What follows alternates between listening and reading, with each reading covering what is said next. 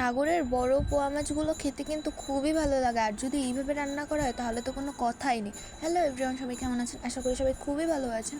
আজকে মা রান্না করেছিল সাগরের বড় যে পোয়া মাছগুলো হয় সেই পোয়া মাছটা। এই পোয়া মাছটা কিন্তু সাইজে একটু বড় হয়ে থাকে। এখানে কিন্তু মা মাছগুলো বড় বড় করে কেটে তার ভিতর হলুদ আর লবণ দিয়ে ভালো করে মেখে রাখবে।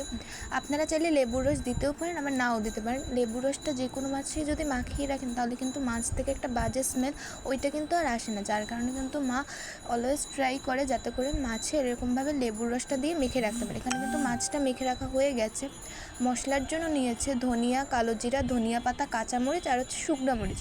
এই মশলাগুলো কিন্তু সবারই বাড়িতে অ্যাভেলেবেল থাকে, আর এটা কিন্তু বাড়িতে খুব অল্প সময়ের ভিতরে খুব হালকা পাতলা একটা রেসিপি। এটা কিন্তু গরমকালে গরম গরম ভাতের সাথে এরকম একটা ঝোল খেতে খুবই ভালো লাগে, আর বাচ্চারাও কিন্তু এটা খেতে খুবই পছন্দ করে থাকে।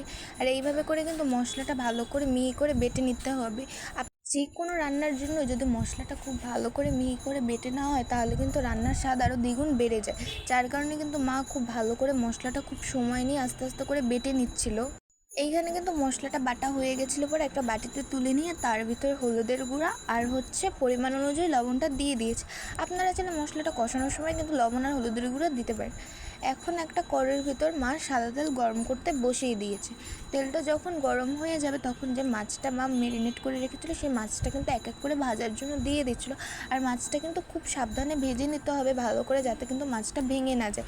এখানে কিন্তু মা মাছগুলো খুব ভালো করে ভেজে নিচ্ছিলো আর খুব আস্তে আস্তে করেই উল্টে দিচ্ছিলো যাতে করে মাছটা একদমই ভেঙে না যায়। মাছটা ভেঙে গেলে কিন্তু খুবই রান্না সেরকমভাবে ভালো লাগবে না।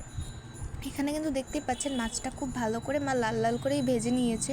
এখন এক এক করে কিন্তু মাছগুলো তুলে নিচ্ছিল একটা বাটির ভিতরে।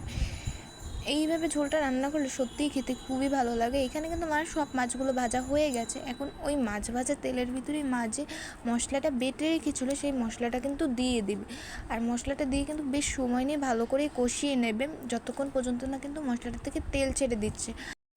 আপনারা চাইলে মাছটা একটু কমও ভাজতে পারেন, আবার একটু বেশিও ভাজতে পারেন, কিন্তু আমরা একটু মাছটা বেশি ভাজাই পছন্দ করি, যার কারণে কিন্তু মা মাছগুলো বেশি ভালো করে ভেজে নিয়েছে। এখানে কিন্তু দেখতেই পাচ্ছেন মা এখন মশলাটা খুব ভালোভাবে কষাচ্ছে। এই কষাতে কষাতে এক পর্যায়ে যখন তেল ছেড়ে দেবে তখন কিন্তু মা হচ্ছে পরিমাণ অনুযায়ী জলটা অ্যাড করে দেবে। এখানে কিন্তু কষানো প্রায় হয়ে আসছে। এখন আরেকটু কিছু পরিমাণ কষানোর পর মা এখানে পরিমাণ অনুযায়ী জলটা দিয়ে দিয়েছে যাতে ঝোলটা ভালোভাবে ফুটে। এখানে কিন্তু যে যার পরিমাণ অনুযায়ী জলটা দিতে হবে। এখানে কিন্তু ঝোলটা ভালোভাবে ফুটে গেছে। ফুটে গেলে পর কিন্তু মা মাছগুলো দিয়ে দিয়েছিল। মাছগুলো দিয়ে একটু নাড়াচাড়া করে ঝোলটা বেশ কিছুক্ষণ সময় নিয়ে ফুটিয়ে নিয়েছিল যতক্ষণ পর্যন্ত না হচ্ছে। এইভাবে যদি মাছের ঝোলটা রান্না করেন দেখবেন বাড়িতে সবাই খেতে খুবই বেশি পছন্দ করছে। আর রেসিপিটি ভালো লাগলে অবশ্যই লাইক, কমেন্ট, শেয়ার করে পাশে থাকবেন। আর এরকম আরও রেসিপি পেতে আমাদের পেজটি কিন্তু অবশ্যই ফলো করে পাশে থাকবেন।